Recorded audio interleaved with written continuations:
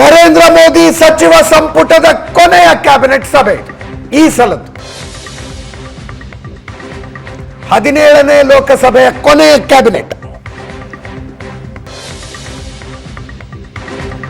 ಮೋದಿ ನಿವಾಸದಲ್ಲಿ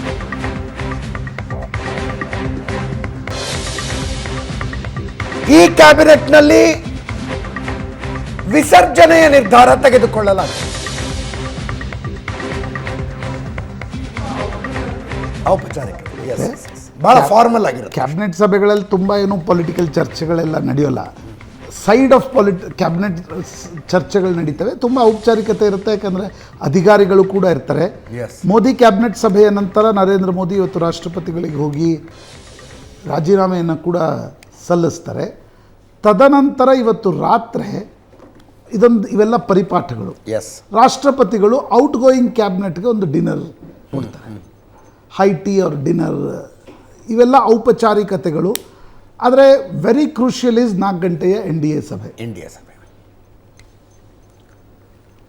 17ನೇ ಲೋಕಸಭೆಯನ್ನು ವಿಸರ್ಜಿಸುವ ನಿರ್ಧಾರ ತೆಗೆದುಕೊಳ್ಳಲಾಗುತ್ತೆ. ಪ್ರಹ್ಲಾದ್ ಜೋಶಿ ಅವರೆಲ್ಲ ರಾತ್ರಿನೇ ಹೊರಟು ಅನ್ಸುತ್ತೆ. ಪ್ರಹ್ಲಾದ್ ಜೋಶಿ ರಾತ್ರಿನೇ ಕ್ಯಾಬಿನೆಟ್ ಸಭೆಯಲ್ಲಿ ಪಾಲ್ಗೊಳ್ಳಿಕ್ಕೆ ಹೋಗಿದ್ದಾರೆ. ನನಗನ್ಸುತ್ತೆ ಇವತ್ತು ಹೀಗೂ ನಡಿಬಹುದು. I don't know. NDA ಒಂದು ಪತ್ರಿಕಾಗೋಷ್ಠಿಯನ್ನು ಸಭೆಯ ನಂತರ ನಿಶ್ಚಿತವಾಗಿ ನಡೆಸಿ ನಮಗೆ ಬಹುಮತ ಬಂದಿದೆ. ಪ್ರಧಾನಮಂತ್ರಿಗಳು ರಾಷ್ಟ್ರಪತಿಗಳ ಬಳಿ ಹೋಗುವಾಗಲೇ NDA ಪಾರ್ಟ್ನರ್ಸ್ನ ಲೆಟರ್ ಆಫ್ ಸಪೋರ್ಟನ್ನು ತೆಗೆದುಕೊಂಡು ಹೋಗ್ತಾರ, ಅಥವಾ ಇವತ್ತು ರಾಜೀನಾಮೆ ಕೊಟ್ಟು ಬಂದು 7ನೇ ತಾರೀಕು NDA ಸಂಸದರ ಸಭೆಯನ್ನು ಕರೆಯಲಾಗಿದೆ. ಅಲ್ಲಿ NDA ಸಂಸದೀಯ ಪಕ್ಷದ ನಾಯಕರಾಗಿ, ಪಕ್ಷ ಅಂದರೆ ಫಾರ್ಮೇಷನ್ನ ನಾಯಕರಾಗಿ ನರೇಂದ್ರ ಮೋದಿಯವರು ಆದ ಮೇಲೆ ರಾಷ್ಟ್ರಪತಿಗಳಿಗೆ ಸರ್ಕಾರ ರಚನೆಯ ಹಕ್ಕು ಮಂಡಿಸ್ತಾರೆ. ನನಗನ್ಸುತ್ತೆ ಇವತ್ತಿನ NDA ಸಭೆಯ ನಂತರವೇ ನಮಗೆ ಬಹುಮತ ಬಂದಿದೆ, ರಾಜೀನಾಮೆ ಕೊಟ್ಟು ಸರ್ಕಾರ ರಚನೆಯ ಹಕ್ಕನ್ನು ಕೂಡ ಮಂಡಿಸುವ ಸಾಧ್ಯತೆಗಳನ್ನು ಅಲ್ಲಗಳೆಯುವಂತಿಲ್ಲ. ಯಾಕಂದರೆ ನರೇಂದ್ರ ಮೋದಿ ಮತ್ತು ಅಮಿತ್ ಶಾ ಅವ್ರಿಗೂ ಇದು ಬೇಕಾಗಿರುತ್ತೆ. ಆದಷ್ಟು ಶೀಘ್ರದಲ್ಲಿ ಇದೆಲ್ಲ ಮುಗಿಸ್ಬೇಕು. ಯಾಕಂದರೆ ತಡ ಮಾಡಿದಷ್ಟು ಮಿತ್ರ ಪಕ್ಷಗಳ ಮನಸ್ಸು ಚಂಚಲಗೊಳ್ಳುವ ಮೊದಲೇ ತುಂಬ ಈಗ ನಿನ್ನೆ ಇಮಿಡಿಯೇಟ್ ಅನ್ನಿಸ್ತಾ ಇತ್ತು ಚಂಚಲಗೊಳ್ಬೋದು ಅಂತ. ಬಟ್ ನನಗನ್ಸುತ್ತೆ ಸರ್ಕಾರ ರಚನೆಗೆ ಯಾವುದೇ ತೊಂದರೆ ಆಗಲಿಕ್ಕಿಲ್ಲ ಅಂದರೆ ಇವತ್ತಿನ ಸ್ಥಿತಿಯಲ್ಲಿ. ಆದರೆ ರಾಜಕಾರಣದಲ್ಲಿ ಏನೂ ಹೇಳಕ್ಕೆ ಬರಲ್ಲ ಅಜಿತ್.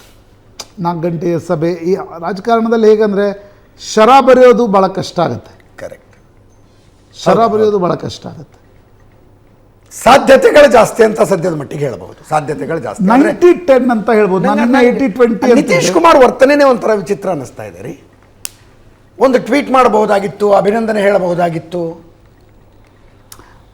ಮಾಧ್ಯಮಗಳಿಗೆ ಒಂದು ಹೇಳಿಕೆ ಕೊಡಬಹುದಾಗಿತ್ತು. ಚಂದ್ರಬಾಬು ನಾಯ್ಡು ಮಾಡಿದ್ರಪ್ಪ, ಏನು ಅವಶ್ಯಕತೆ ಇತ್ತು ಅವ್ರಿಗೆ? ಅವಶ್ಯಕತೆ ಪ್ರಶ್ನೆ ಅಲ್ಲ ಅಜಿತ್. ಏನಾಗಿರುತ್ತೆ, 10 ವರ್ಷಗಳ ಕಾಲ ಒಂದು ಫ್ಲಿಪ್ ಫ್ಲಾಪ್ ರಿಲೇಷನ್ಶಿಪ್ BJP ಜೊತೆಗಿದೆ. BJPಯ ಈ ರಾಷ್ಟ್ರೀಯ ಪಕ್ಷಗಳು ಕೂಡ, ಅದು ಕಾಂಗ್ರೆಸ್ ಇರಲಿ BJP ಇರಲಿ, ಅವ್ರಿಗೆ ಏಕಾಂಗಿಯಾಗಿ ಬಹುಮತ ಬಂದಾಗ ಪ್ರಾದೇಶಿಕ ಪಕ್ಷಗಳನ್ನು ತುಂಬ ಚೆನ್ನಾಗಿ ನಡೆಸ್ಕೊಳ್ತಾರೆ ಅಂತ ಅನ್ಕೋಬೇಡಿ. ಕರೆಕ್ಟ್. ಈ ರಾಜಕಾರಣ ಇದು ಅನುಕೂಲ ಸಿಂಧುವೇ ಇದೆ. ಯುಟಿಲಿಟಿ ವ್ಯಾಲ್ಯೂ ಇದ್ದಾಗಲೇ ಈ ಕುಮಾರಸ್ವಾಮಿ ಅಂತ BJP ಯಾಕಂತೂ, BJP ಯಾಕೆ ಕುಮಾರಸ್ವಾಮಿ ಯಾಕೆ BJP ಅಂದರು? ಈಗ ಯಾಕೆ ಕಾಂಗ್ರೆಸ್ನವ್ರು JDS ಅಂದರೆ ಅಪ್ಪ ಮಕ್ಕಳ ಪಕ್ಷ, ಅವ್ರಿಗೇನು ಅಂದರೆ ಒಂದು ರೀತಿಯ ಪ್ರಜ್ವಲ್ ರೇವಣ್ಣ CD ಪ್ರಕರಣದಲ್ಲಿ ಬಾಯಿಗೆ ಬಂದಂತೆ ದೇವೇಗೌಡರನ್ನು ಕೂಡ ಟೀಕಿಸಿದ್ರು. ಯಾಕೆ ಟೀಕಿಸಿದ್ರು? 18ರಲ್ಲಿ ಇದನ್ನು ಯಾಕೆ ಟೀಕಿಸಲಿಲ್ಲ? Politics always runs on the numbers. ಅದು ನಿಮ್ಮ ಸಂಬಂಧಗಳ ಥರ ಇರಲ್ಲ. ಯಾವುದೋ ವ್ಯಕ್ತಿಗಳ ಸಂಬಂಧಗಳಿವೆ, ಕಷ್ಟದಲ್ಲಿ ಒಳ್ಳೆಯದರಲ್ಲಿ ನಾವು ಜೊತೆಗಿರ್ತೀವಿ, ಸ್ನೇಹ ಮಿತ್ರತ್ವ. Political alliance are not emotional. ಅದು ಅನಿವಾರ್ಯತೆ, ನಂಬರ್ಸ್ಗಳ ಆಧಾರದ ಮೇಲೆ, ಯುಟಿಲಿಟಿ ನಂಬರ್ಸ್ಗಳ ಥರ ಇರುತ್ತೆ.